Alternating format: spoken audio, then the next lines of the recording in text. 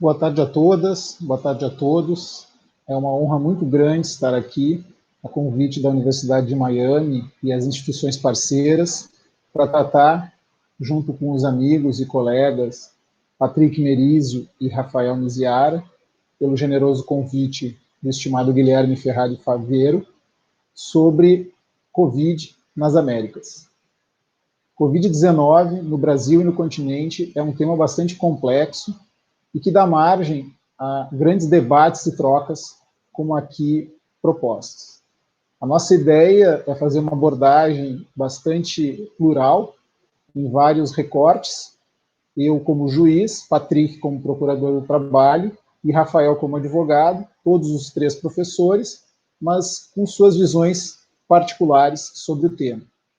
Eu vou fazer uma breve digressão sobre o papel e o enquadramento do direito do trabalho no ordenamento brasileiro, para situar, e antes de abordarmos o ano de 2020, que foi um ano de exceção, eu gostaria de fazer um pequeno retorno a um momento que me parece bastante importante para compreender o 2020, que seria a partir de 2017, a nossa chamada reforma trabalhista. O direito do trabalho, ele sempre foi um campo jurídico de regramento das relações produtivas bastante flexível e maleável. Ele sempre foi um espaço onde as partes poderiam inovar a ordem de acordo com conveniência e oportunidade, dentro de cada ramo produtivo e peculiaridade regional, mas as críticas que ele sempre sofreu se davam em relação à limitação desse livre dispor das vontades. Ele não é rígido, como se prega e como se costuma propagar aos quatro cantos, mas ele tem um núcleo que não permite negociação, ou pelo menos não permitia, por conta dessas matérias serem consideradas matérias de ordem pública. O próprio direito civil, se nós formos analisar de onde vem a relação de emprego, o contrato de trabalho, ele também não é um campo aberto a qualquer disposição, a qualquer convenção, a livre exercício da autonomia da vontade. Citando aqui a jurista Ana Prata, ela entende, uma jurista portuguesa, que a autonomia contratual e os negócios jurídicos, depois do Estado liberal, ou seja, a partir do Estado social contemporâneo, que nós somos herdeiros, esses valores não são um meio instrumento deixados livremente ao albedrio das partes, cabendo ao Estado limitá-los e enquadrá-los. Voltando para o Brasil, nós temos um jurista bastante importante chamado José Martins Catarino, já falecido, que criou uma expressão chamada complexo voluntário normativo. Essa expressão, ela caracteriza o feixe de direitos e obrigações de disposições voluntárias, ou seja, contratuais, mas também permeadas por parâmetros e limites trazidos pela norma estatal, a lei em sentido estrito. Então, vejam bem, o direito do trabalho ele é, sim, um campo onde as partes podem inovar a ordem jurídica, mas partindo de premissas e de patamares sobre os quais não há limite e não há possibilidade de modificar. Carmen Camino, minha professora de Direito do Trabalho da graduação e atualmente colega e também amiga, em suas aulas na Universidade Federal do Rio Grande do Sul, já na graduação, ela graficamente, ela desenhava na lousa um núcleo muito parecido com o modelo atômico, que seria um núcleo duro do contrato, aquela parte que o Estado rege, não cabe às partes ou mesmo assim modificar. Nós temos uma segunda esfera, essa segunda esfera, ela partindo de limites e patamares, ela permite a negociação em sede individual, seja pelo regramento da empresa, seja pelo contrato individual, e uma vez acordado, incorpora o núcleo duro e para aquele trabalhador específico, aquela trabalhadora, não pode haver mudança. E nós temos uma terceira camada, que era bastante fluida, que é a camada onde há o exercício da autonomia da vontade dos sujeitos coletivos, os acordos e as convenções. Ali não há incorporação ao contrato individual e nem a segunda camada, havendo um prazo de validade de 1 a 2 anos, em que os sindicatos com sindicatos ou sindicatos com empresas negociavam regras, disposições e direitos que poderiam ou não ser suprimidos posteriormente. Então, nós temos 3 degraus aqui do exercício da autonomia da vontade. Um plano individual, que é inegociável, que é regido pelo Estado. Um segundo plano em que os contratantes poderiam dispor, mas uma vez dispondo não poderiam retroceder. E um terceiro, que seria totalmente fluido, deixado ao plano do direito coletivo do trabalho.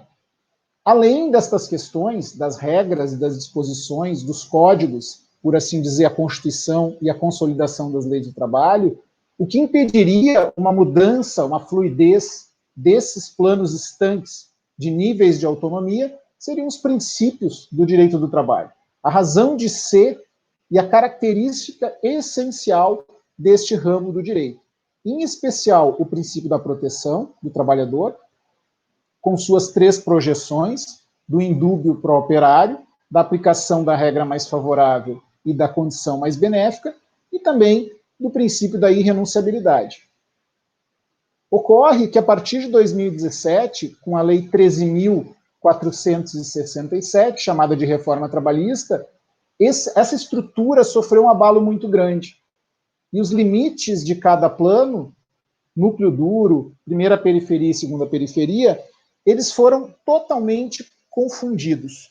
Por quê? Porque onde antes só havia permissivo para a vontade coletiva, e onde antes poderia ser negociado pelo plano individual, houve uma mistura.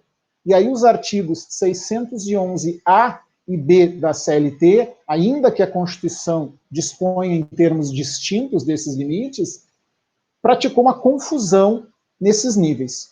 Então eu gostaria de destacar aqui, especialmente, 3 pontos que modificaram de maneira significativa esse panorama e essa tutela do trabalho.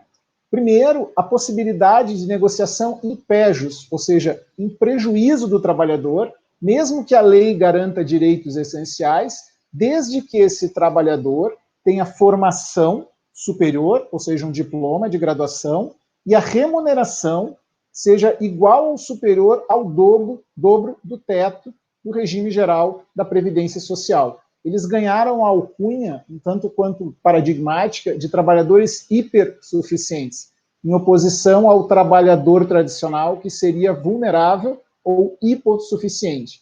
Aqui nós estamos falando do artigo 444, parágrafo único da CLT. O segundo ponto, que também sofreu um abalo significativo, é o da prevalência do negociado pela via coletiva sobre o legislado, também prevalecendo mesmo que em prejuízo do trabalhador. E aí nós temos os artigos 611-A e B da CLT.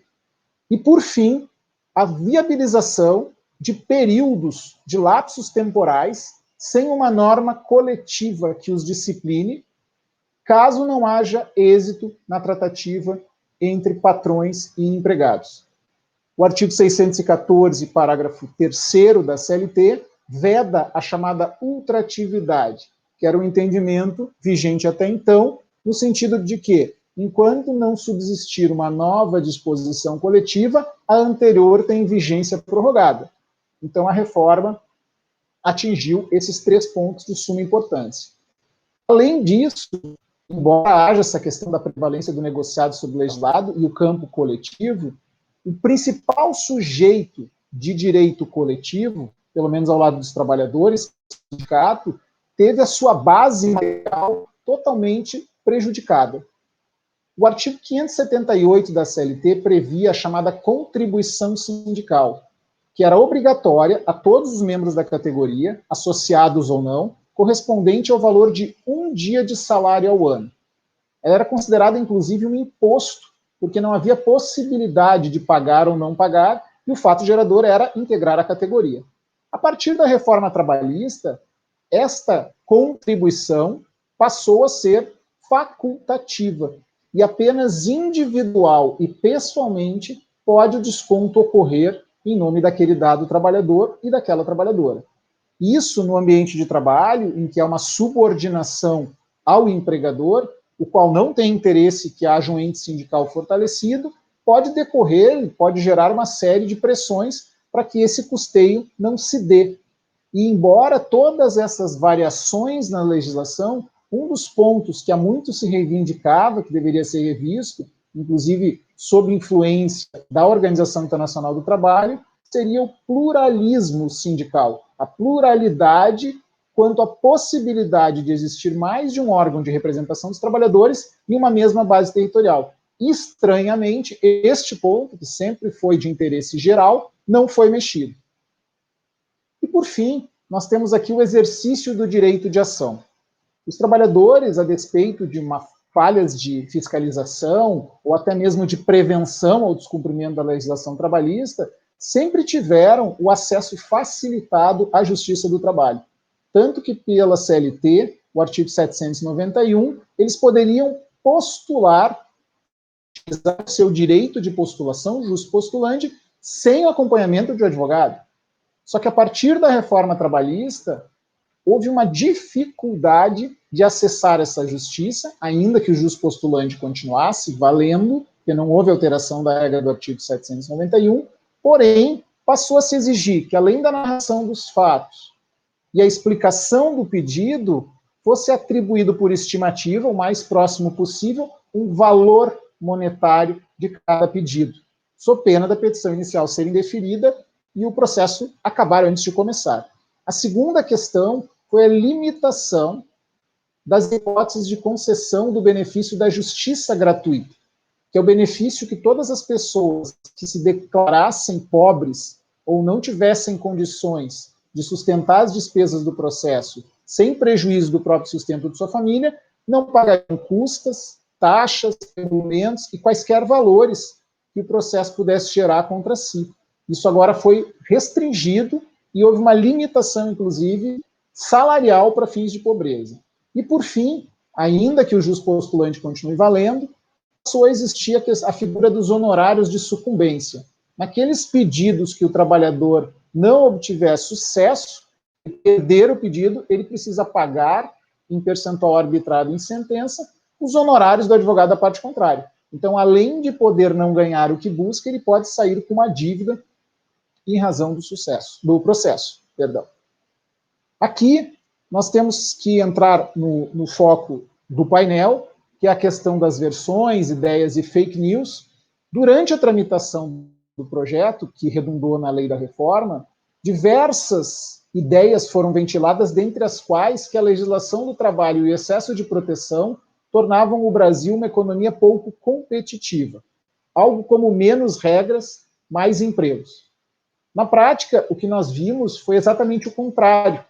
E como coloca o professor e juiz do trabalho de Campinas, Carlos Eduardo Oliveira Dias, todos sabemos que o desenvolvimento econômico e a geração de riquezas não é um processo monocausal, ele é multicausal e depende de uma série de fatores de ordem macroeconômica.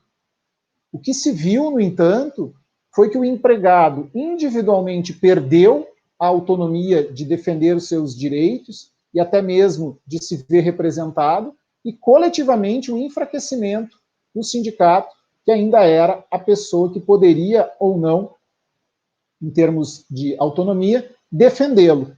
Aqui eu peço a vênia para fazer uma citação em relação ao desembargador José Ernesto Manzi, do TRT da 12ª Região, que eu faço parte, da obra dele sobre a filosofia da mentira e da sinceridade, no campo da filosofia. Ele sempre coloca que a mentira, ou fake news, ou a versão maliciosa, sabidamente inverídica, ela carrega uma carga de malícia que joga sempre para o outro a questão da desonestidade. Então, mais do que acreditar ou não numa versão, seja geração de empregos, seja obsolescência da legislação, nós precisamos ter em vista que o jogo de palavras vai muito além de uma visão de mundo. Nós temos segundas e terceiras intenções ao acreditar ou não nessas versões falaciosas. Buscando dados objetivos do Instituto Brasileiro de Geografia e Estatística, o IBGE, nós tínhamos essa série histórica que é avaliada por trimestres. Em 2012, no período de janeiro a março, um contingente oficial de 8 milhões de desempregados no país. Esse número flutua de acordo com a época do ano e também com o governo que está no poder, com as medidas macroeconômicas, mas ela foi elevada para 13,7 milhões no período de abril e junho de 2017, quando a reforma trabalhista foi votada, e ela chegou em julho a setembro do ano passado, em meio à pandemia, a 14,6 milhões. Não foi um crescimento reto, exponencial, linear, mas essas oscilações foram muito pequenas. E os números, a despeito de demonstrarem que a reforma não gerou o aquecimento da economia e a geração de empregos, porque o que gera emprego é produção, o que gera produção é consumo, e o que gera consumo é ganhos do trabalho, salário, comumente chamado de renda, que não se trata tecnicamente, mas aqui nós temos o seguinte, a geração pura e simples de empregos, que não aconteceram, podem esconder uma precarização dos postos de trabalho, o empobrecimento da classe trabalhadora e o adoecimento, com contratos mais breves, salários mais baixos e condições menos seguras em termos ergonômicos. Então, aqui, sobre o ponto de vista qualitativo, o desemprego aumentou. Digo, quantitativo. E qualitativo, nós sabemos por observações empíricas do dia a dia forense e também por estudos publicados, que a qualidade desses empregos sofreu uma queda considerável. Ademais, com o que nós tivemos no ano passado, com a Covid-19 e uma paralisação de diversas atividades, a economia entrou num período recessivo. Então, diversos postos de trabalho são extintos e mesmo empresas, de modo que até a metade do ano passado, apenas no estado de Minas Gerais, que compõe, junto com São Paulo, Rio de Janeiro e Espírito Santo, a região sudeste, a mais industrializada do Brasil, apenas naquele estado nós tínhamos por dia mais de 100 empresas fechando portas e encerrando atividades. Então não são empresas que diminuíram, são empresas que simplesmente foram extintas. Entrando na questão da pandemia, no enfrentamento pelo direito, a colocação que eu faço é que a crítica da situação dos trabalhadores após a reforma teve um novo capítulo. E esse capítulo se chama pandemia. A pandemia, ela exigiu um esforço coletivo, tanto do setor privado quanto da esfera pública, praticamente em termos de guerra, porque nós estávamos enfrentando um inimigo comum que atingia a todos e que punha em risco a própria existência da nação, não apenas da economia. O problema foi que o governo federal, pelas suas esferas executiva e legislativa, atuaram em demasia no enfrentamento, gerando o quê? Um desvio do foco desse enfrentamento e uma asfixia do direito.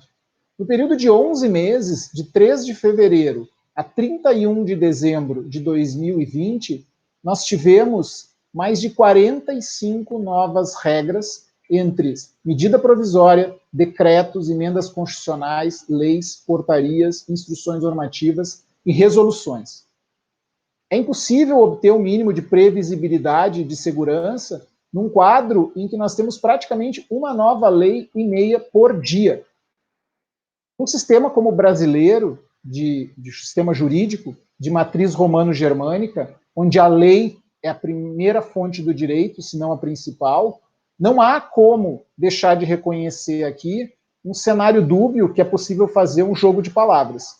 Muitos chamaram esse arcabouço normativo de direito do trabalho de exceção.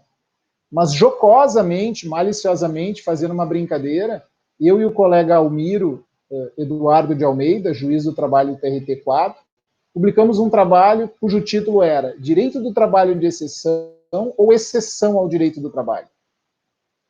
Há quem defenda aqui que nós estamos diante, de 2017 para frente, de um novo direito do trabalho. E a pergunta é a seguinte, é um novo direito do trabalho ou seria novamente um enfrentamento do capital ao trabalho, aproveitando-se de um momento de fragilidade pela pandemia e buscando reconquistar uma série de espaços que foram historicamente levados adiante pela classe trabalhadora. Dia 21 de janeiro último, semana passada, o Poder Executivo Federal abriu uma consulta pública no site público de uma minuta de decreto do Ministério da Economia buscando simplificar, desburocratizar de maneira permanente a legislação do trabalho. São 170 artigos contra quase 1.000 da CLT e praticamente 40 disposições da Constituição e incisos, flexibilizando, fragilizando e misturando ainda mais aqueles três planos. O núcleo duro, de ordem pública, intangível, até 2017, praticamente deixaria de existir. Seria um jogo de palavras e os planos de negociação individual e coletivo se misturariam. Vejam, o decreto não vem regulamentar uma disposição, mas revogar ou contrariar, então ele padece de um vício aqui notório, e materialmente ele afronta disposições. Então, em termos de forma e conteúdo, antes mesmo da publicação, essa espécie normativa ela já se mostra um tanto quanto claudicante e geradora de maiores incertezas.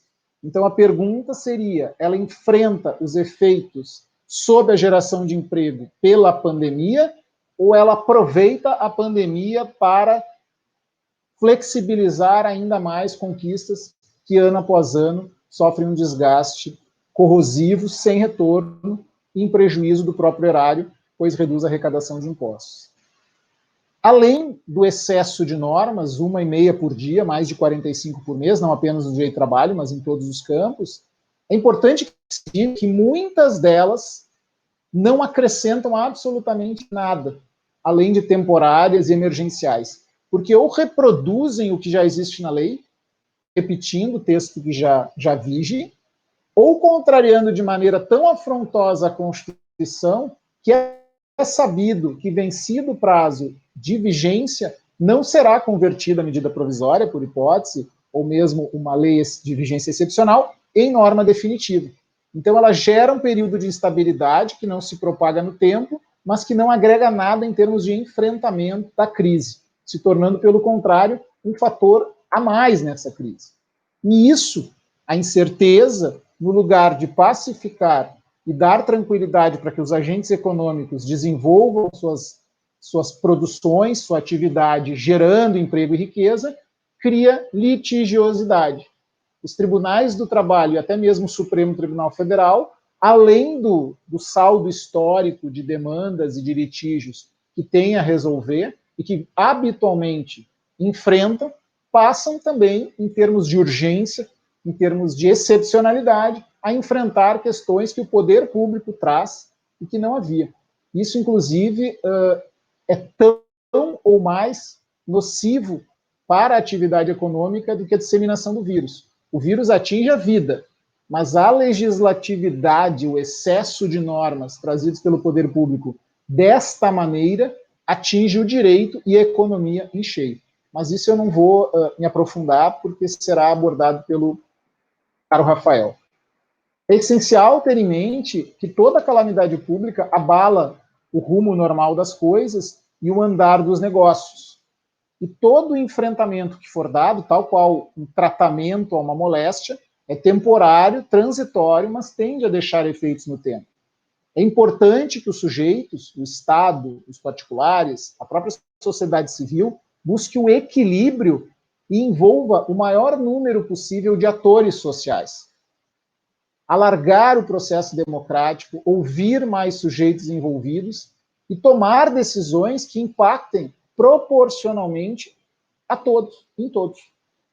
Então é muito importante que este momento excepcional, ou pelo menos temporário, sirva para reafirmar os pilares do Estado democrático de direito e o bem-estar social, e não, como nós temos visto, fragilizados.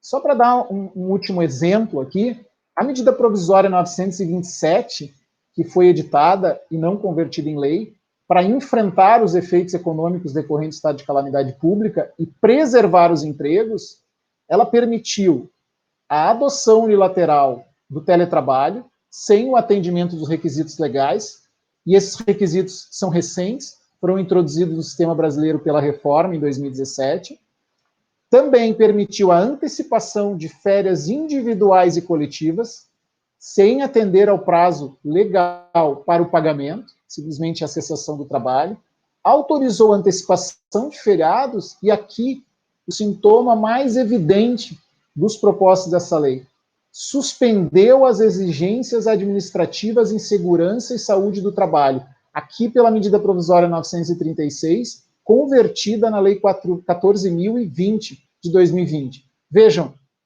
segurança e medicina do trabalho, que são 2 pontos integrantes do núcleo duro, sobre os quais não se transigia, foram temporariamente suspensos porque o momento demandava. E nós temos também o benefício emergencial de manutenção, emprego e renda, a redução de jornada e salário e a suspensão do contrato. Medidas drásticas e austeras, de natureza precária, portanto temporárias, mas cuja adoção se justifica na preservação de empregos e em evitar o colapso da economia, fragilizam ainda mais condições que já são insatisfatórias dos empregados. Nós temos que lembrar que o enfraquecimento, neste momento, do mercado interno, da riqueza das camadas mais populares e do próprio princípio da legalidade, que diz que ninguém é obrigado a fazer ou deixar de fazer, senão em virtude de lei, no lugar de fortalecer o país e as instituições, geram mais incertezas e dificultam a continuação do tráfico jurídico. A dinâmica das relações produtivas exige uma maleabilidade e adaptação, assim como uma certa estabilidade e certeza, como foi dito no início da fala. O direito do trabalho acusado de rígido e obsoleto sempre foi dinâmico e permitiu uma livre disposição. A questão está justamente em entender o porquê desse núcleo tão duro, que atualmente é flexível, precisar existir numa economia de mercado capitalista e de livre concorrência. O momento atual ele é movediço, ele é incerto e volátil, mas os nossos desafios são constantes, são frequentes. Por isso, eu agradeço mais uma vez, na pessoa do Guilherme, agradeço à Universidade de Miami, que também parabenizo suas entidades parceiras, por proporcionar, não só a mim, ao Rafael e ao Patrick, mas a todos que estão nos assistindo, no Brasil e em toda a América, um campo especial, onde versões são desmistificadas e trazidas, e a interdisciplinariedade mostra-se não só útil, como também necessária. Eu agradeço mais uma vez, e eu passo a palavra agora ao meu colega Patrick. Boa tarde a todas, a todos que estão aqui presentes. Muito obrigado por vocês estarem aqui nos assistindo. Fica aberto sempre o espaço para quem quiser apresentar uma pergunta, algum comentário. Esses eventos são sempre feitos pensando no público em geral. Eu gostaria de agradecer nesse momento tanto ao Guilherme Ferrari Faviero, ao professor Guilherme, e também ao colega, ao juiz, professor Oscar Croce, pelo convite a esse evento, que eu ainda tenho o prazer de estar ao lado do Rafael Miziara, um advogado trabalhista tão atuante também na defesa dos direitos trabalhistas. Bem, em cima do que o Oscar Croce falou, fazendo assim alguns breves comentários, achei importantíssimo a questão da interpretação histórica que ele fez, colocando da reforma trabalhista. Praticamente eu não tenho nada a acrescentar. Eu colocaria apenas uma questão, que a reforma trabalhista, no sentido de precarização institucional do trabalho, ela se intensificou em 2017, mas ela não começa em 2017. Recentemente nós tivemos, por exemplo, a Lei 13.112, a chamada precarização natalina, que reduz o crédito trabalhista a ter menor valor do que um crédito civil de investidor na falência e na recuperação judicial, e essa lei nada mais faz do que aprofundar o que já havia na Lei 11.101 de 2005, que já naquela época, em controle de constitucionalidade, por exemplo, foram banalizados e relativizados os direitos do trabalhador numa situação de quebra e insolvência da empresa. Então esse é um processo infelizmente longo, que infelizmente também tem se intensificado nos últimos anos, né? E o grande desafio que nós temos é como reverter esse panorama, como ter uma ação social que reverta essa precarização institucional que anda sendo promovida pelo Estado brasileiro e que nesse momento de Covid está condenando várias pessoas à perda das suas condições econômicas, das suas vidas, da sua saúde e de várias outras situações. Então, agora eu passo a palavra ao grande Rafael Miziara para suas considerações. Boa tarde a todos e a todas. Eu quero saudar inicialmente meu colega Oscar Crost, magistrado do trabalho, pela brilhante explanação. Quero também saudar o meu colega, amigo Patrick Maia Merizio, pelas suas contribuições e por estar aqui participando. E quero agradecer à Universidade de Miami, em especial ao professor Guilherme, por nos ter formulado esse convite, e a todos que nos assistem. De fato, o Oscar bem menciona uma retrospectiva histórica, sobretudo a partir de 2017, quando direitos dos trabalhadores começaram a ser, digamos, solapados em detrimento de medidas econômicas. E agora tudo isso foi potencializado com a pandemia da Covid-19. E fato é que, Oscar, faço coro às suas palavras, aproveitando para citar o grande jurista português João Leal Amado. João Leal Amado, ele muito bem coloca que em épocas de crise econômica, o direito do trabalho é colocado no pelourinho. O direito do trabalho é acusado de irracionalidade normativa. O direito do trabalho é acusado de ser duro demais. E então, as primeiras grandes medidas que surgem em épocas de crise econômica são medidas de ataque aos direitos sociais, dentre os quais se enquadram o direito do trabalho. E dentre esses direitos sociais e também de natureza trabalhista estão os direitos afetos à saúde do trabalhador, aos aspectos do meio ambiente do trabalho. Muitas vezes nós focamos em aspectos econômicos, mas há também essa preocupação de tutelar o meio ambiente do trabalho e a saúde do trabalhador. E fato é que, por incrível que pareça, exatamente agora, na época da Covid-19, quando as medidas de fiscalização do meio ambiente do trabalho deveriam ser intensificadas, o governo federal expediu um ato normativo, que foi a medida provisória 927, afrouxando a ideia de fiscalização do trabalho, como, por exemplo, evitando com que determinadas empresas, com que as empresas fossem multadas ou autuadas pela fiscalização do trabalho se descumprissem algumas medidas de proteção à saúde. Vejam o contrassenso. No momento em que a fiscalização deve ser reforçada, o governo federal brasileiro veio e afrouxou essa fiscalização, dizendo que agora as empresas não teriam condições de atender aos comandos das leis trabalhistas de proteção à saúde. Então, faço coro aí, Oscar, às suas palavras, de que em momentos de crise econômica, o direito do trabalho aí ele é a primeira vítima, digamos assim, quando todos nós sabemos, e você bem citou, o magistrado aqui da TRT da 15ª Região, que o direito do trabalho não é o responsável por crises econômicas. E muito mais, a flexibilização trabalhista não vai gerar empregos. A flexibilização trabalhista, isso foi prova no Brasil agora, em que 3 anos depois da milagrosa reforma trabalhista, a Ford abandonou as suas operações no Brasil. Então, quer dizer, se a reforma trabalhista realmente tivesse gerado empregos, as empresas estariam vindo para o Brasil e não se evadindo daqui.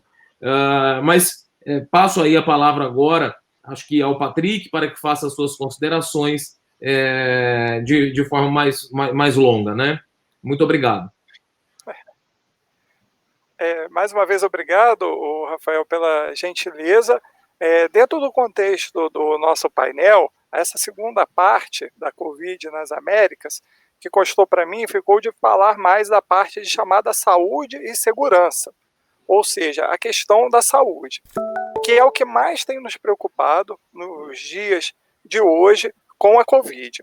Hoje, antes de começar aqui o nosso evento, eu estava vendo a tristeza do dado hoje de todo o continente americano já ter 1 milhão de mortos historicamente da Covid em menos de um ano em que você teve a primeira morte em todo o continente. Então é uma tristeza, é uma tragédia para essas pessoas que foram perdidas, para as suas famílias e eu gostaria aqui de inicialmente, principalmente, prestar a minha solidariedade a todas essas pessoas, porque muitas dessas mortes poderiam ter sido evitadas com regras de prevenção, com regras de distanciamento social, com investimento em medidas de saúde pública, mas ao contrário, a saúde pública durante décadas, e aqui falando em termos de Brasil, foi sucateada, foi restringida, e toda essa conta hoje se apresenta claramente, né, em nosso país. Apenas no Brasil, desse milhão, já são quase 220 mil mortos, né? Então, mais de uma pessoa em cada 5 que morrem no continente americano são brasileiras. No estado em que eu me situo, por exemplo, onde eu moro hoje, que é São Paulo, nós já temos mais de 50 mil mortos, mais do que vários países do mundo, né? Apenas o estado de São Paulo. Pois bem, né? E temos essa questão toda da legislação trabalhista durante a pandemia. Quando a pandemia surgiu, no primeiro momento, parecia um momento de solidariedade, de união de todas as pessoas. Se falava, inclusive, em jargões, em marketing, estamos todos juntos. Mas, infelizmente, como diz o professor Michael Sanders, foi uma solidariedade provisória, uma solidariedade precária e baseada principalmente no medo, né? Aqui nesse momento no Brasil, com todas as dificuldades da vacinação, nós já estamos vendo, inclusive, questões de pessoas até que já estão sendo chamadas a fura-fila, né? Então, pessoas que não estão respeitando as prioridades, né, principalmente hoje, dos trabalhadores da saúde que estão na linha de frente do enfrentamento da Covid-19. Em todo esse caos, né, que nós estamos vivendo, da pandemia, da economia, das vidas, em todo o mundo já são mais de 2 milhões de mortos, muitas medidas poderiam já estar sendo tomadas para evitar, e ainda está se vivendo um sistema caótico. Em todo o mundo nós temos aí uma média, às vezes, superior a 15 mil mortes por dia, né? Então é uma situação muito triste, muito difícil que o mundo está enfrentando, agora com uma esperança na vacinação, mas a questão aqui de trazer o meio ambiente é importante por causa da chance do surgimento de novas pandemias, principalmente por conta do modelo exploratório do meio ambiente, né, que é de destruir mesmo, e o mundo vai sofrendo cada vez mais as consequências das mudanças climáticas, do aquecimento global, né, e aí falando também das questões da desertificação e da crise hídrica. Então, infelizmente, podemos estar à beira de várias outras pandemias. A pandemia da Covid pode não ser uma pandemia que surgiu por acaso, nada disso, né? Então, o nosso modelo social, o nosso modelo ambiental de exploração do meio ambiente é muito responsável por esse momento que nós vivemos.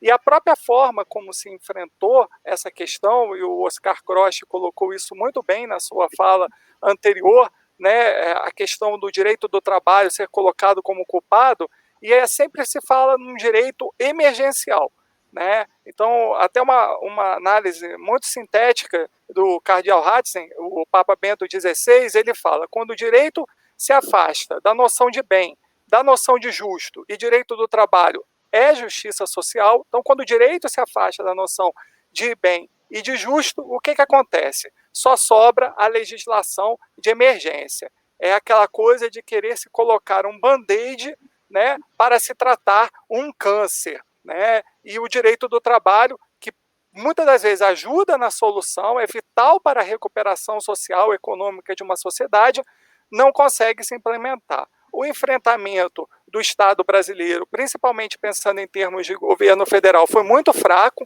A primeira medida provisória que visou enfrentar a questão da pandemia, ela trazia uma restrição tão grande de direitos trabalhistas, e as pessoas se esquecem do famigerado artigo 18 da medida provisória 927. Nesse artigo 18, ele trazia a suspensão do contrato de trabalho sem pagamento de salário.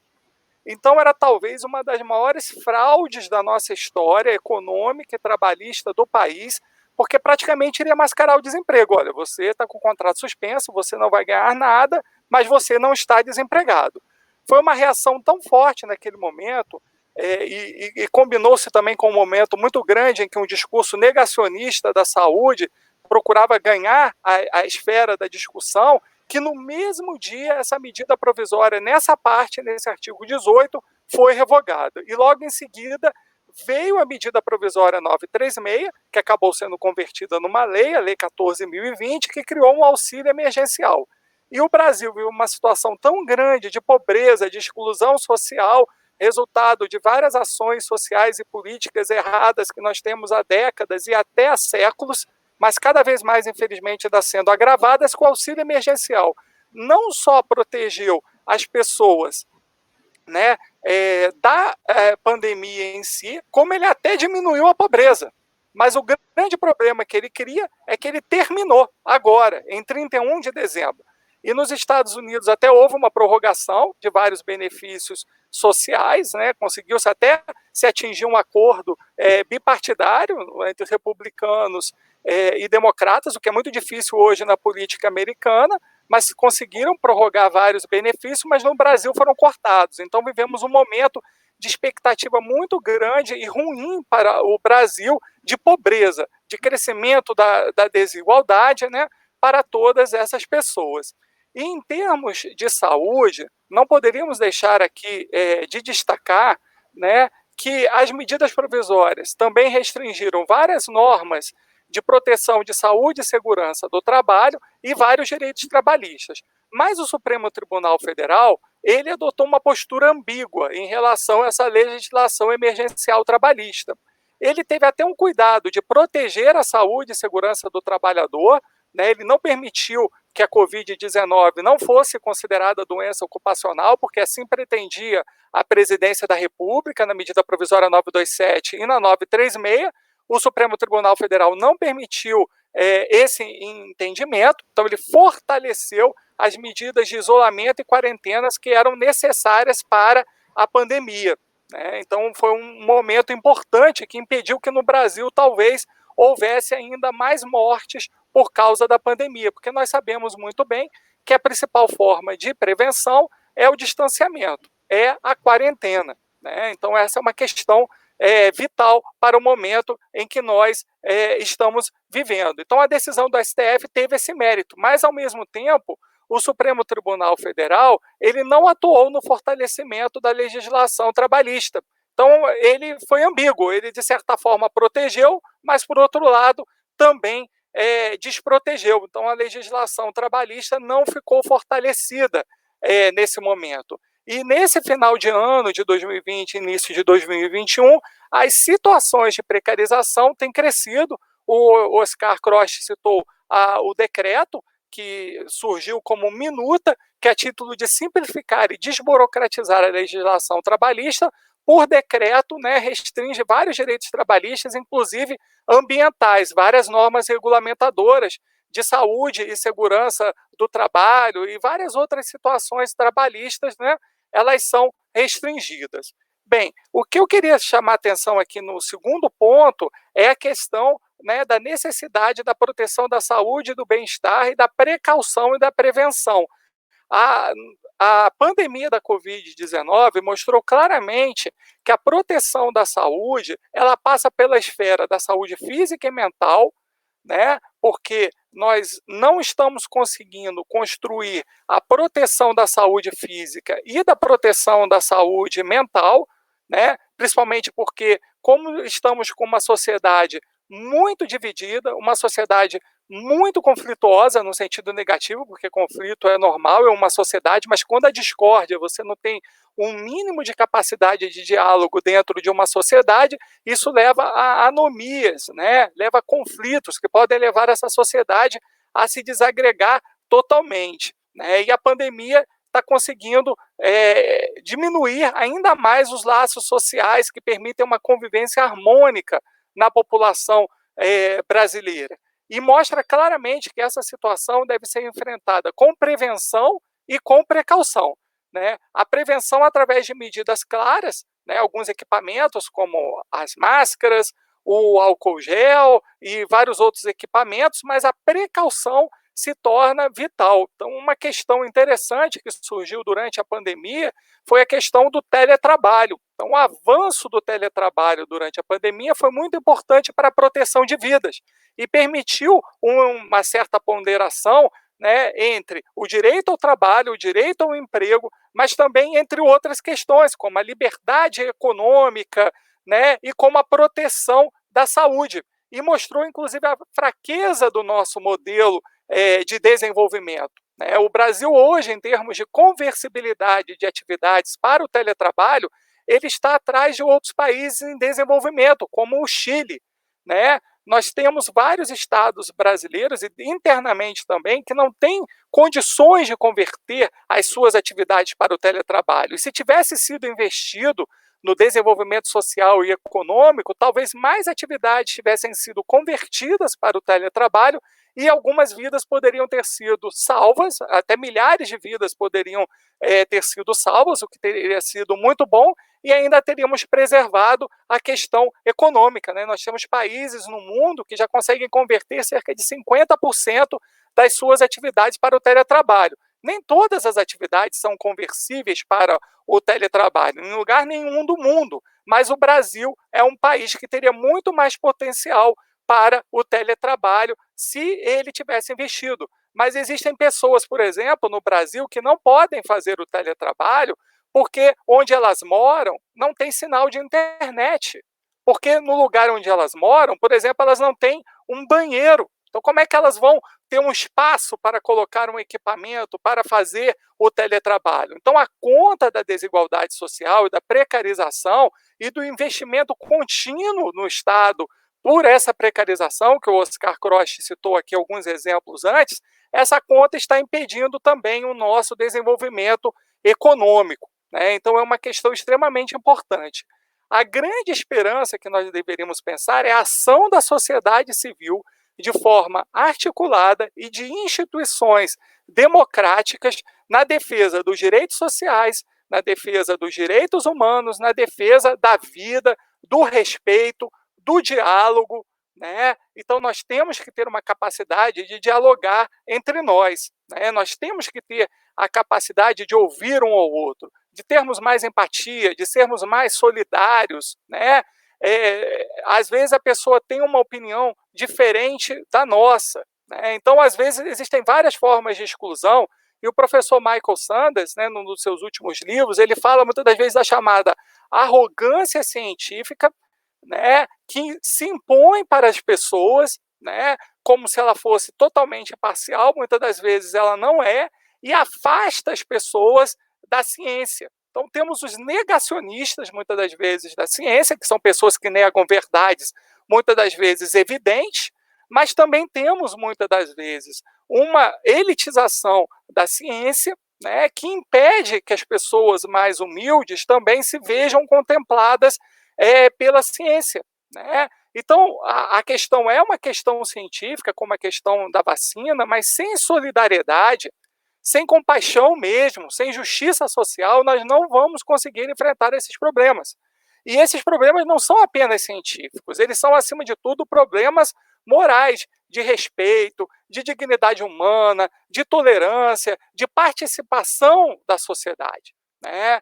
Então, citando alguns exemplos aqui no Brasil que nós tivemos de positivo, né, nós tivemos algumas ações interessantes de trabalhadores de aplicativos digitais que são extremamente precarizados e já são milhões no país, mas que conseguiram fazer ações sociais e coletivas para a defesa dos seus direitos.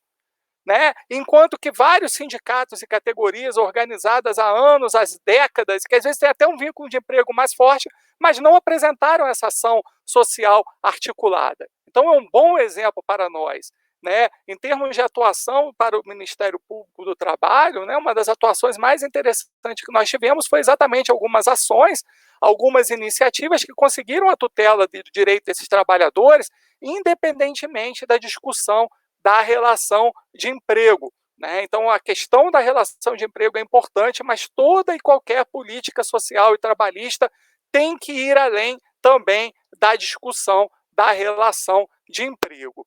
Né? Então, dentre as ações assim, que eu acho interessante de eficácia social das instituições democráticas, pelo menos por parte do Ministério Público do Trabalho, eu citaria essa ação em defesa dos trabalhadores de aplicativos digitais e as ações também em frigoríficos, né? Talvez o Oscar Cross, que está em Santa Catarina, também conheça muito bem esse tipo de atuação, porque foi uma atuação que o Brasil conseguiu fazer, o Ministério Público do Trabalho, a Justiça do Trabalho, os sindicatos conseguiram se articular e conseguiram salvar muitas vidas, né? Por conta de uma atividade que, infelizmente, acabou gerando muito contágio. E não foi só no Brasil, também houve muitos casos relatados em vários países do mundo, inclusive na Alemanha, nós acompanhamos vários casos que assim aconteceram, né? Então é interessante citar esses casos. E para encerrarmos também essa fala, no meu último tópico, que seria o tópico 4, eu queria dizer do desafio do federalismo cooperativo na área trabalhista, né? Essa é uma questão que nós temos que pensar cada vez mais, né? A pandemia mostrou, né, que só podemos sobreviver, bem ou mal, como sociedade, como Estado, porque se reconheceu a existência de um federalismo cooperativo, não mais um federalismo rígido de separação de competências. Tipo, só pode agir a União, só pode agir os estados, só pode agir os municípios. Até hoje existem pessoas que estão investindo nessa mentira, dizendo, não, se o Estado age, a União não pode agir, ou se a União age, o Estado e o município não podem agir. Não, a nossa Constituição, já lá no artigo 23, fala claramente de um federalismo cooperativo, um federalismo de agregação, e não de desagregação e de separação. Então, em termos de direitos sociais, talvez um dos grandes desafios que nós enfrentamos para o direito do trabalho seja conseguir afirmar um federalismo mais simétrico e um federalismo mais cooperativo, porque o direito do trabalho sempre investiu na centralização como solução para todos os problemas sociais. E talvez nesse momento nós tenhamos que investir num federalismo mais simétrico, mais cooperativo. E quando falamos nesse federalismo mais cooperativo, não é envolvendo, inclusive, apenas os entes da federação em si, União, Estados, município, Distrito Federal. Se conseguirmos isso, ótimo, é importantíssimo. Mas é um federalismo que reconhece a ação dos atores sociais, né? Dos atores individuais, os trabalhadores e as empresas, os empregadores, mas principalmente dos sindicatos, das associações também trabalhistas que começam a se renovar, ou seja, não é apenas o sindicato que pode agir na esfera trabalhista. Então temos que avançar nessa questão democrática, nessa questão cooperativa para o direito do trabalho, né? Então a ciência, ela deve ser valorizada, mas acima de tudo, temos que valorizar a vida, a precaução, a tolerância, o respeito, a dignidade, a justiça, né? E aí, tendo essa solidariedade, não uma solidariedade forjada pelo medo, porque essa solidariedade forjada pelo medo, como diz o professor Michael Sanders, é precária, ela não vai trazer nada. Mas uma solidariedade fundada na tolerância, no diálogo, no amor, na compreensão. E talvez aí podemos enfrentar a solução, não só da pandemia, mas das desigualdades sociais que assolam o nosso país, da precarização institucional, e buscar novas soluções, né? Por exemplo, citamos hoje a questão da Ford, da indústria automobilística. Ora, o ano passado mostrou muito crescimento das energias renováveis, dos carros elétricos, né? Então, o Brasil tem que ser mais receptivo para a sustentabilidade.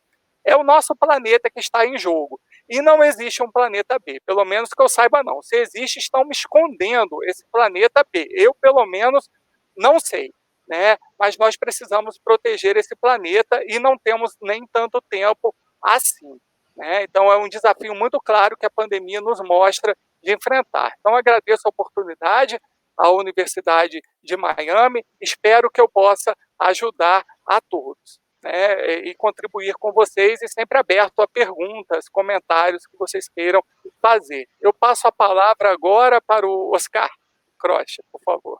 Obrigado, Patrick, parabéns pela fala, muito rica, como sempre, lúcida e crítica.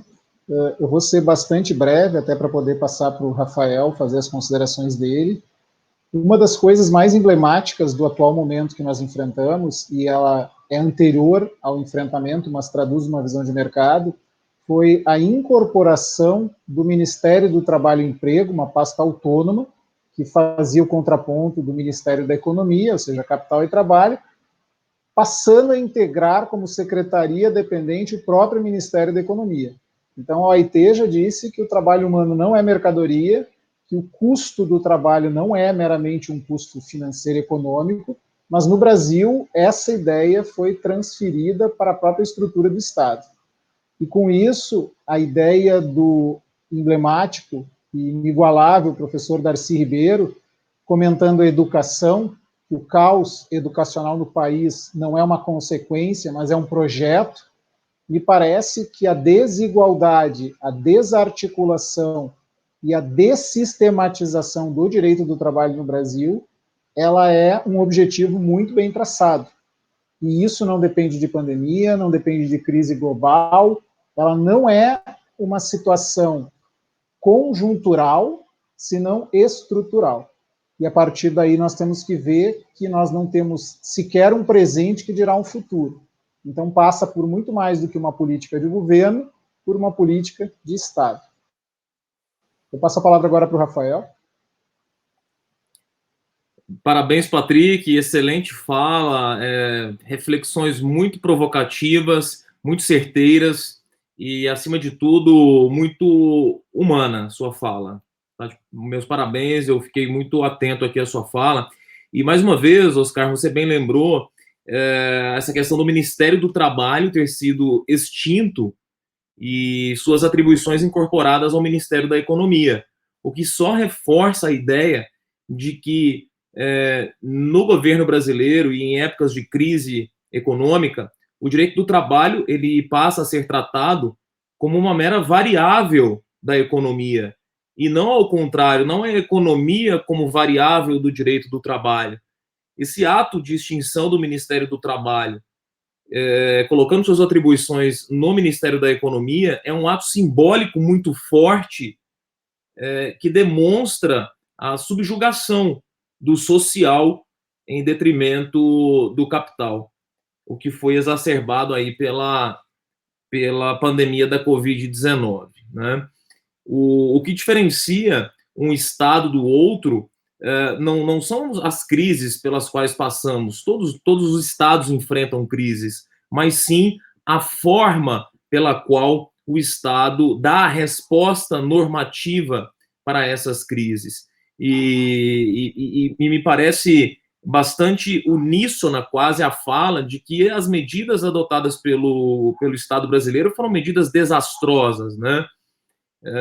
Enfim, na verdade, parece que a nossa internet está um pouco instável, mas espero que todos consigam estar nos ouvindo bem. Me parece que agora seria a minha fala, não é isso? Eu já posso prosseguir, professor Oscar? Nosso líder aqui. Então, vamos lá. Qual foi a minha ideia quando me pediram para falar sobre a Covid nas Américas, né? O Oscar e o Patrick já falaram muito sobre as medidas adotadas pelo Poder Executivo brasileiro, e eu optei por trazer qual foi a resposta da Suprema Corte Brasileira, conhecida como Supremo Tribunal Federal, em relação às medidas legislativas adotadas pelo governo federal. O Supremo Tribunal Federal, a Constituição da República Federativa do Brasil menciona que ele é o guardião da Constituição. E a nossa Constituição, a Constituição brasileira, ela é fundada, dentre outros valores, no valor social do trabalho. E no seu artigo 7º, ela traz ali um rol de direitos trabalhistas, um rol de direitos mínimos que devem ser cumpridos e observados pelo Poder Legislativo e pelo Poder Executivo enquanto no exercício da sua função legislativa.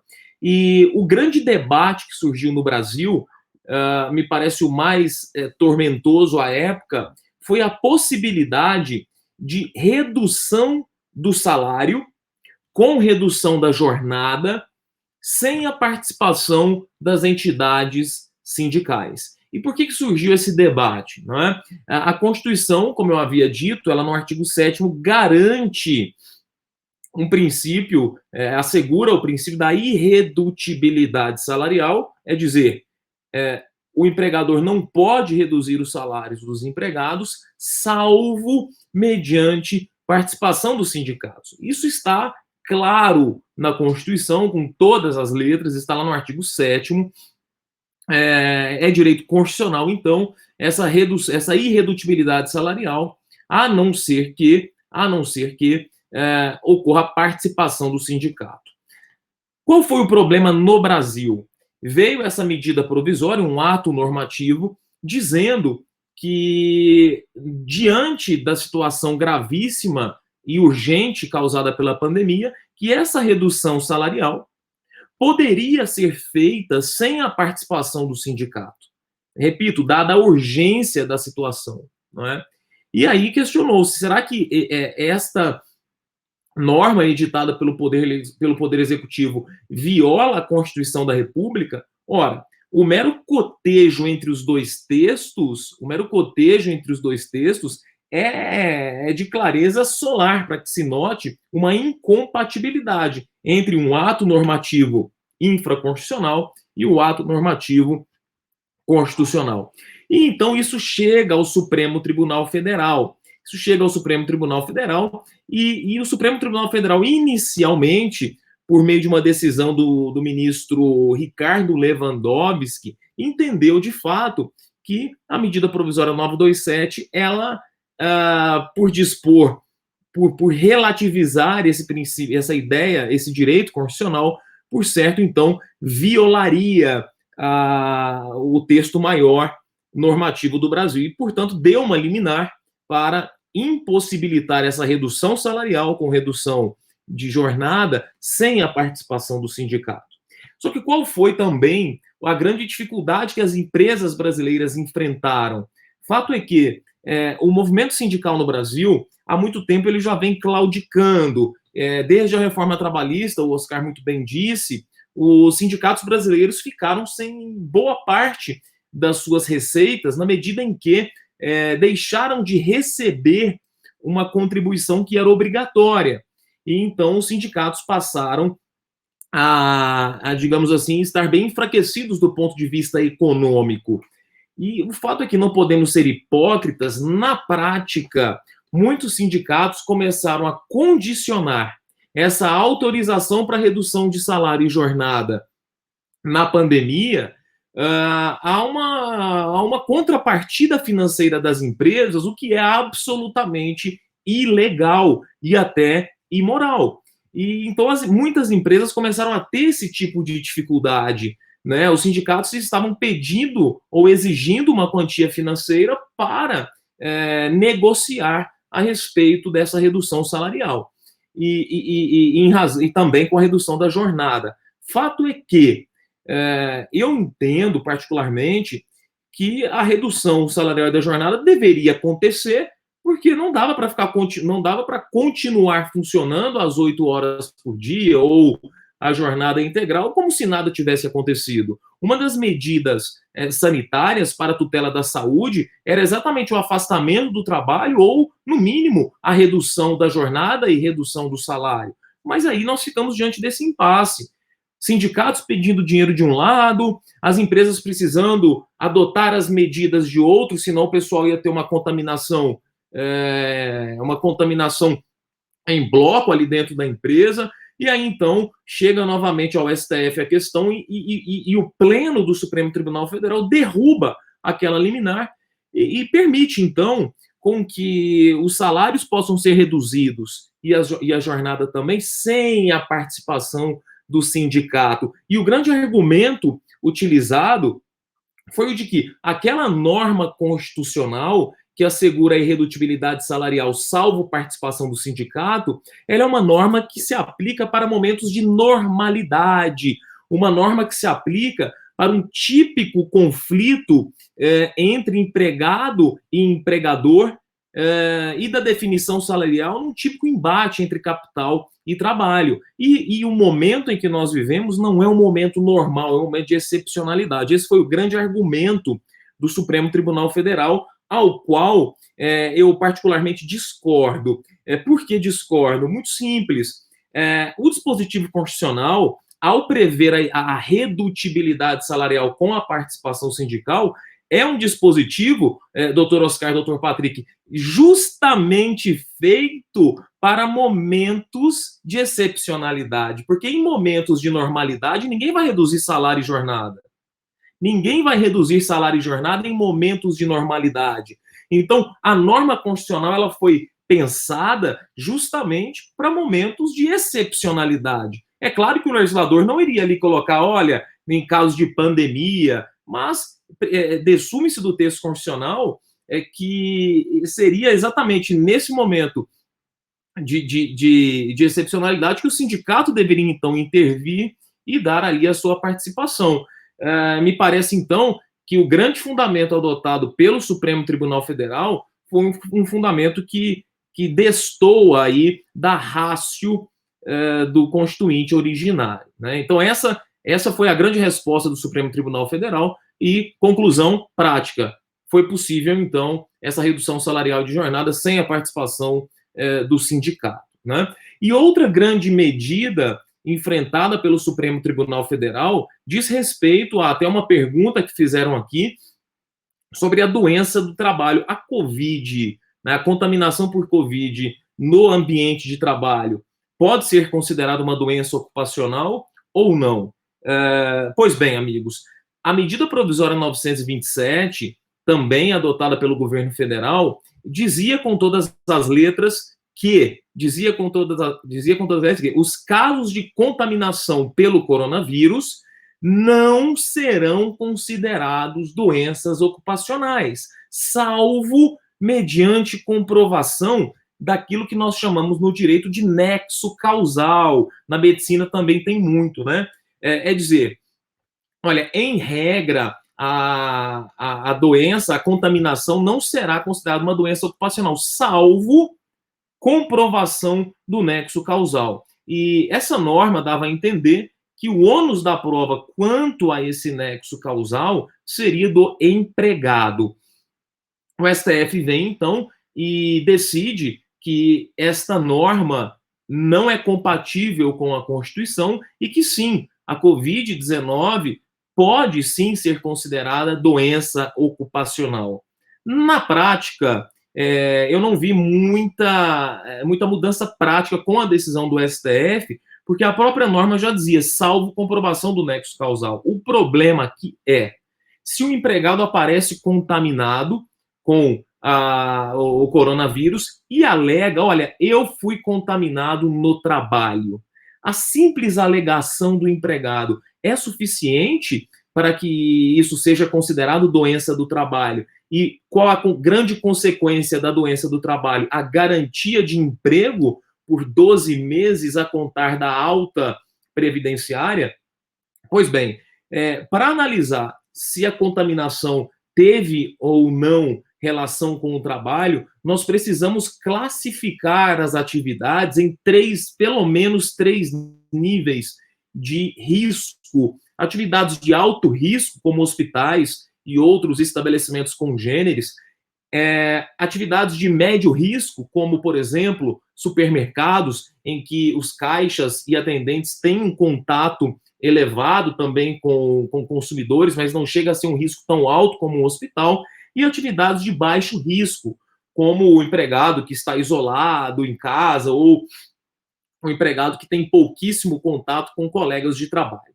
Sendo uma atividade de alto risco, como hospitais e outros estabelecimentos de saúde, o direito brasileiro se inclina a entender que ali há uma presunção de nexo de causalidade, né? Neste caso, caberia, de fato, ao estabelecimento de saúde comprovar que a contaminação não se deu no exercício da profissão, né? Então, em se tratando de atividades de alto risco, eu entendo que, de fato, o ônus da prova pertence à empresa, né? Ao hospital. Olha, não foi aqui, e aí é uma prova difícil, mas é uma presunção que favorece ao empregado. O grande problema que nós vamos enfrentar aqui no Brasil e também em outros locais do mundo é quando o trabalhador ele exerce suas atividades em mais de um hospital. Como saber em qual hospital ele foi contaminado? Qual hospital deve responder por essa indenização? Vão responder solidariamente? Ele terá garantia de emprego nos 2 hospitais? São perguntas ainda sem respostas, né? São perguntas ainda cuja reflexão está sendo maturada.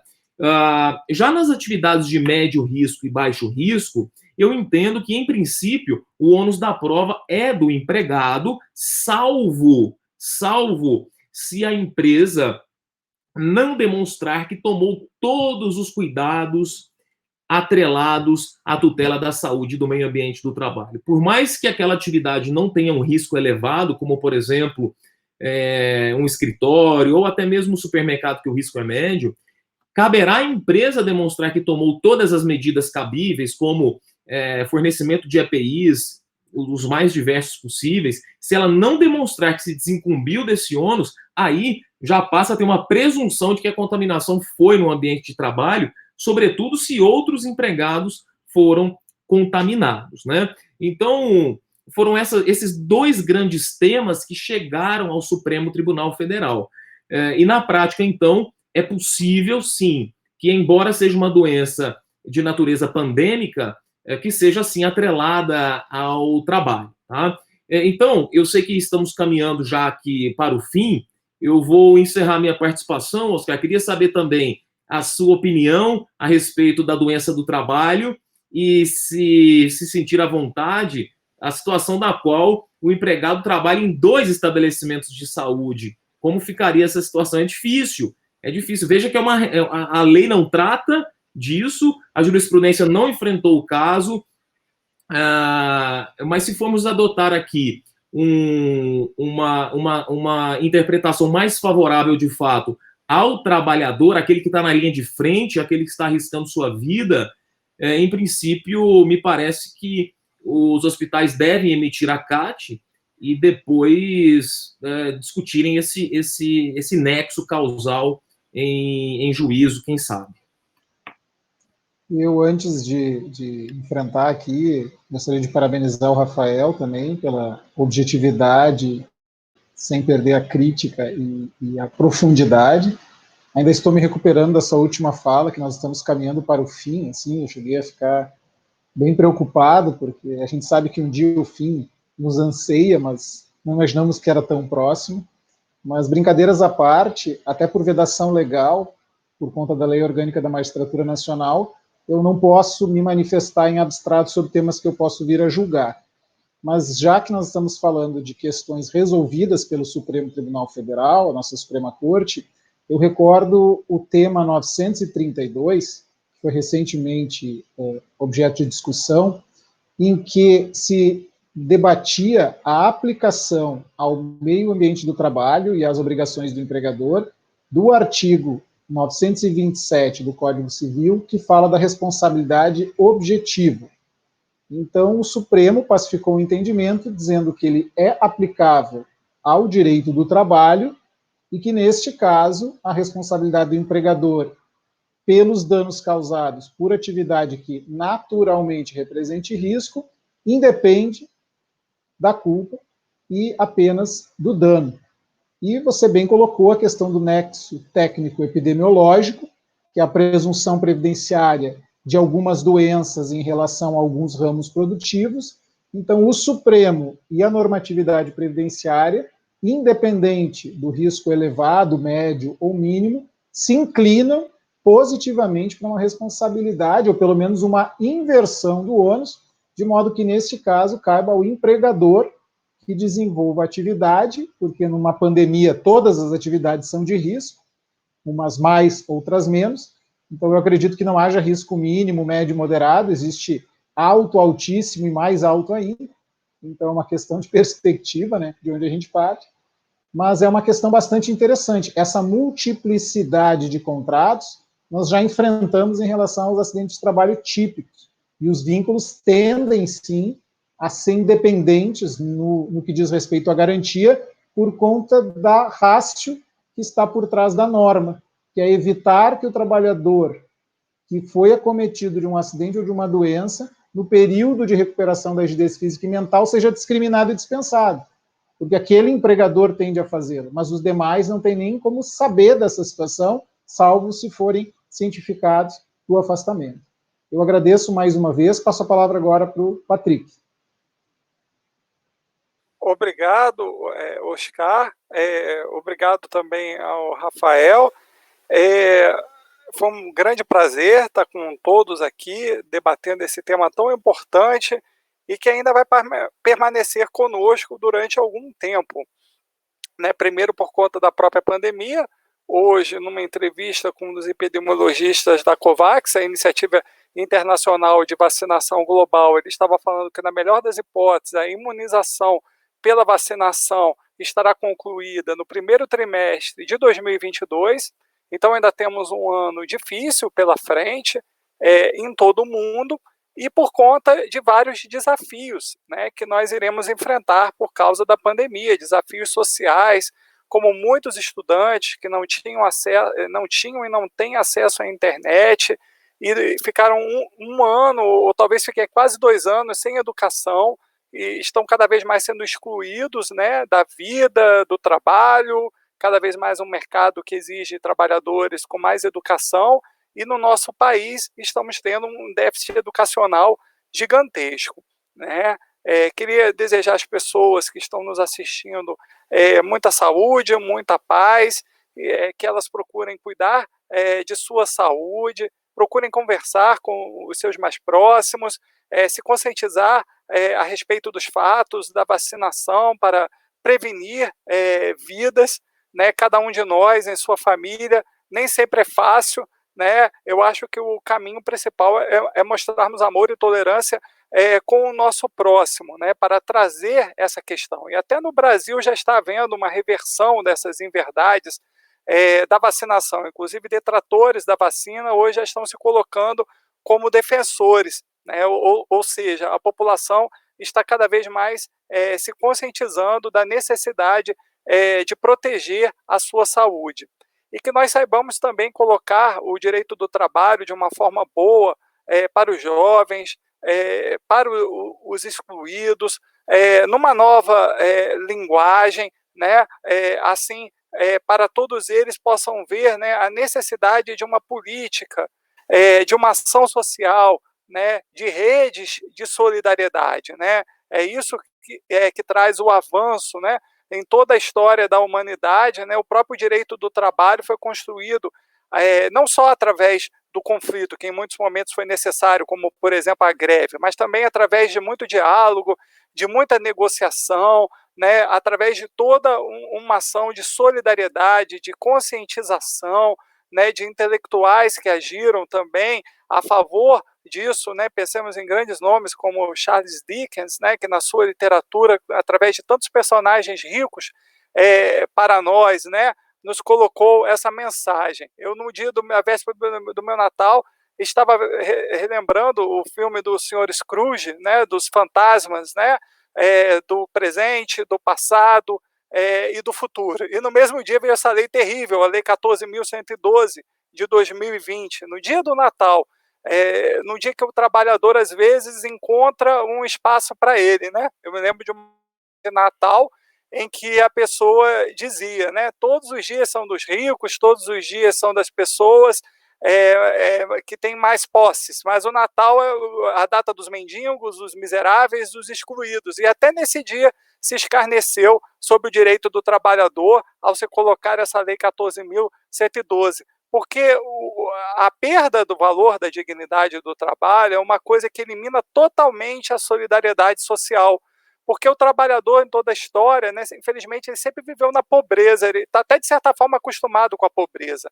Mas o desprezo ao trabalho que vive hoje a nossa sociedade é isso que impede essa própria sociedade de sobreviver. Né? E a pandemia mostrou muito isso. Nós fomos capazes, pela primeira vez numa história, em menos de um ano, conseguir produzir uma vacina, que em outras épocas levaria décadas. E o gênio humano científico conseguiu isso. Mas aonde está o gênio humano que consiga produzir a solidariedade entre as pessoas, né, para enfrentarmos esse momento tão difícil de desigualdade e de exclusão. Aí é um desafio para todos nós, né? Espero que eu possa ter dado hoje a minha contribuição nesse aspecto. Era isso que eu queria dizer, então, muito obrigado a todos. Temos ainda aí 10 minutos para responder eventual pergunta que venha pelo chat. Né? Antes disso, nós podemos aqui fazer breves considerações finais individualmente. Né? Perfeito. Aqui veio uma colocação da minha colega juíza do trabalho, Andréia Passold, né? Perguntando sobre a questão da prescrição, sobre a questão da lesão que se consolidar. Realmente é um ponto bastante interessante, porque o Superior Tribunal de Justiça, o nosso STJ, tem um entendimento de que, em caso de doença ou acidente, o direito de ação tem a sua pretensão nascida a partir da consolidação das lesões. Antes de saber a dimensão do dano sofrido pelo sujeito, no caso o sujeito trabalhador, ele não tem como postular uma reparação, um tratamento, uma devolução de despesas efetuadas. Então, aqui nós sabemos que o tratamento da contaminação da Covid-19 é um tratamento imprevisível em termos de duração, de difícil diagnóstico prévio quanto à natureza das sequelas. Algumas pessoas precisam fisioterapia, outras oxigênio, algumas inclusive internação em UTIs. Então, assim, de fato, essa questão que a colega Andréia Passold trouxe, sobre a sedimentação da lesão para propor, significa que, para além dos traumas, males e prejuízos experimentados em 2020, 2021 e 2022, pela contaminação, nós vamos ter discussões jurídicas por longos anos, quiçá 5 ou até mais, atingindo 10 anos. Eu passo a palavra agora para o Patrick. Tem uma pergunta ali que apareceu no chat, Patrick. Desculpe, Oscar, talvez por defeito da minha internet eu não consegui ouvir falar a sua última fala, depois que você disse que ia passar a palavra para mim. Eu ia passar a palavra que surgiu uma pergunta aqui no chat que diz assim: como a legislação do Brasil se coloca em um contexto maior, comparativo com outros governos nacionais, lidando com a questão desses problemas da pandemia? Se você tem notícia do direito comparado, eu sei que tem. Assim, o que nós vimos, né, em termos de legislação social, foi assim. Num primeiro momento, a política brasileira chegou a ser negacionista, ou seja, negar totalmente o problema na esfera trabalhista, que foi a redação original da medida provisória 927 de 2020. Depois, houve um certo equilíbrio, embora tenha havido restrição de vários direitos trabalhistas, mas se permitiu um financiamento, né, dos trabalhadores que tiveram seus contratos suspensos, né, ou com redução de jornada e de salário, e o governo pagando o auxílio emergencial. Voltamos agora a um cenário muito difícil, com o fim do auxílio emergencial em 31/12 de 2020. Em termos de políticas sanitárias, né, o Brasil também fica numa situação ambígua. Existiram países que conseguiram enfrentar essa crise de uma forma muito melhor, né, que conseguiram adotar políticas de prevenção e precaução muito melhores. Né? Então tem a questão financeira, o Brasil ficou mais ou menos no meio termo, e também numa questão sanitária, eu também diria que ele ficou também no meio termo. Né? Alguns países, a América como um todo, né, falando em termos de Covid, a América, né, é um continente que teve muitas dificuldades. Né? Nós veríamos um país aqui que foi exemplo em todo o continente americano, o Uruguai. Porque quando nós vemos todos os países da América, Estados Unidos, México, Brasil, Argentina, Peru, Colômbia, Bolívia, Equador, são índices altíssimos, tanto em termo quantitativo quanto percentuais de mortes, né, de falência do sistema de saúde pública. Então, o enfrentamento legislativo se deu da questão sanitária e se deu na questão financeira. O Brasil ficou no meio em relação a cada um deles. Quando a gente fala o meio aqui, não estou falando meio no sentido de um equilíbrio, né? Quando a gente fala do meio num bom sentido, né? Eu estou falando no meio assim no sentido de que nós poderíamos ter ido muito melhor.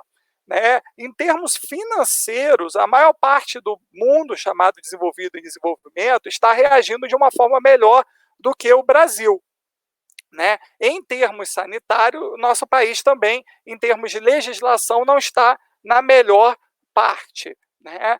O grande desafio nesse momento que se coloca mostra-se claramente nas nossas dificuldades de vacinação, né? Então, nós temos países que aí já vacinaram, por exemplo, quase a metade da população, como Israel, outros mesmo países grandes, como os Estados Unidos, já estão com, acho que mais do que 10% da população vacinada, e nós mal estamos chegando a 1%, não chegamos ainda a 1% da população vacinada. E isso mesmo depois de um conflito muito grande em que exatamente as unidades da federação foram mais zelosas na defesa da saúde e da vacinação. Então, o estado de São Paulo, outros estados e municípios lutaram mais efetivamente pela vacinação do que o próprio governo federal, né? Então, há uma lição aí, mais uma vez, como eu falei, da importância do federalismo. E se colocou claramente aqui no Brasil, com todos os seus defeitos, estados e municípios atuaram de uma forma melhor na defesa da saúde do que a própria União Federal, que é aquela que mais concentra recursos e tributos, né? Então, fica um desafio para nós, da pandemia, né, de pensar, inclusive, o nosso próprio federalismo para o futuro, né? Então, será que a União Federal deve ser repensado esse modelo de federalismo? Né? Será que os estados e os municípios deveriam ter mais controle das verbas públicas? Como agiram os poderes todos pensando em relação a isso? O executivo, o legislativo, o judiciário e o Ministério Público, né?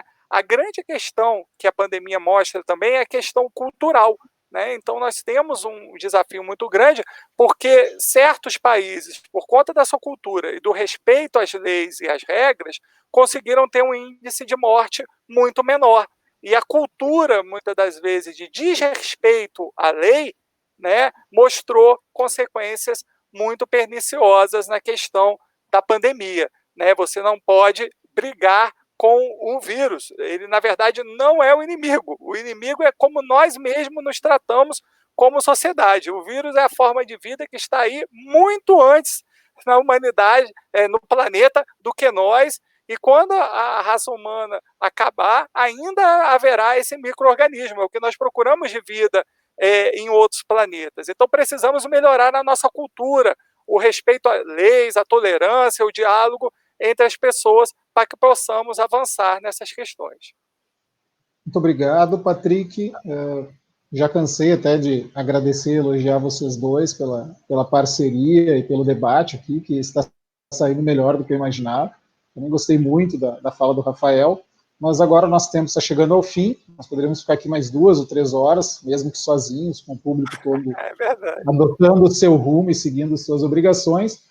Então, nós vamos fazer agora 1 ou 2 minutos a título de conclusões de cada um, ou pelo menos de aspirações. Eu vou pegar o gancho da fala do Patrick, e eu também acredito que a nossa grande lição dessa pandemia não é como lidar com o inimigo ou como enfrentar o outro, mas é saber que se nós não estamos todos no mesmo barco, nós estamos todos no mesmo oceano, alguns de iate, outros de lancha, e há quem esteja na jangada.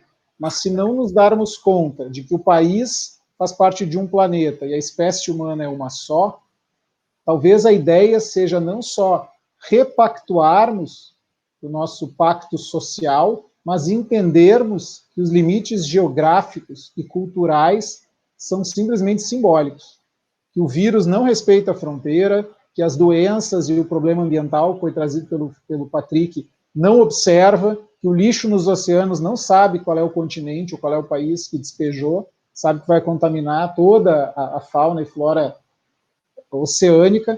Então, me parece assim, paremos de negar as consequências mais do que evidentes que o modelo atual de consumo e produção traz, paremos de dizer que é só uma conjuntura que passará, para entendermos que é estrutural.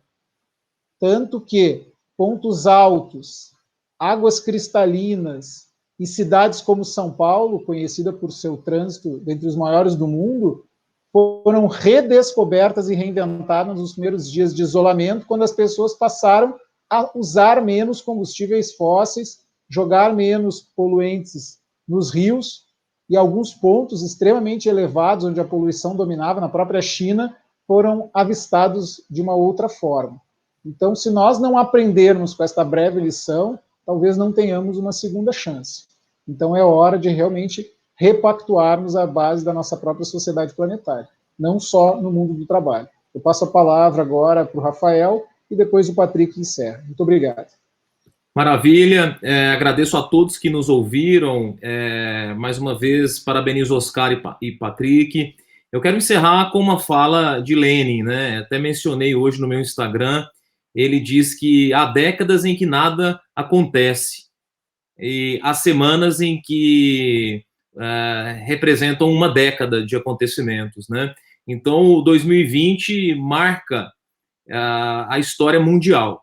E acredito que o grande desafio que nós teremos agora, todos os profissionais da saúde, da área jurídica, é como lidar com esse mundo pós-pandêmico. Quais lições podemos tirar disso e como a vida pode melhorar após a Covid-19.